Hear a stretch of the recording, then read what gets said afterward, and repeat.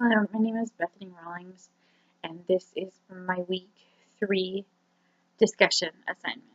And I would like to start by talking about one of my students in my class, and her name is Yuretsi, and her age is 10. She is Hispanic, and she's an amazingly sweet child that I have in my room. Honestly, she's been a total pleasure most of the year. I know a few of you who were in my class last time on National University got to hear me talk about one of my students that started a fundraiser for homeless families.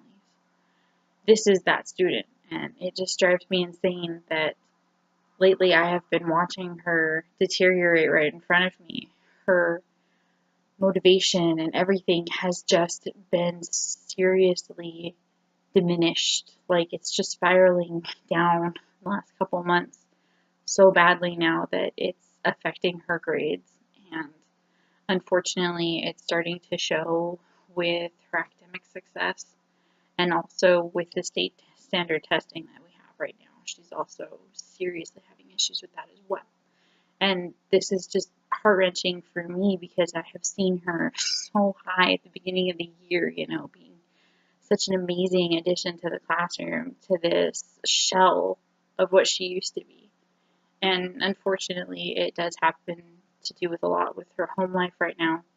Unfortunately, her parents are going through a very horrible divorce, and they are getting a restraining order against her father and all that kind of nonsense. So it has just been completely insane on her. And unfortunately, because of all these outside elements, it has just severely changed her in the worst kind of way. So I have definitely enjoyed this week's reading on motivation because I feel like it is definitely something that I need to look at a little bit more closely, especially when it comes to students, in her case especially, because, she's not the only kid in my class that needs a little bit of motivation, but she is definitely one of the biggest changes in my class that definitely needs a little bit of a push, especially with motivation. One of the strategies that I was looking at that I thought would be fun to apply into my classroom is in chapter 12, how it talks about the acknowledgement of negative emotions and valid reactions, and just talking about how we need to communicate sometimes the importance of learning and the frustrations sometimes that kids get. And I understand with the state testing, there's a lot of questions that do get really frustrating for her and for, others in her class as well, too. But it's so sad to watch that frustration just suck her in, and just being able to stop and just talk to her about it, and just being, one-on-one with her, like, I know that you're frustrated, I know that you're hitting a wall right now, but I need you to just take a step back, and I need you to focus, and understand that this frustration is only temporary, okay? You can move on. You can answer a different question, or we can come back to the testing a little bit later, even maybe. I enjoyed that section of that chapter. As well as one of the other strategies I was looking at was the beliefs on self-perceptions and encouraging self-worth. I really liked the part about sharing examples on how to improve knowledge and skills.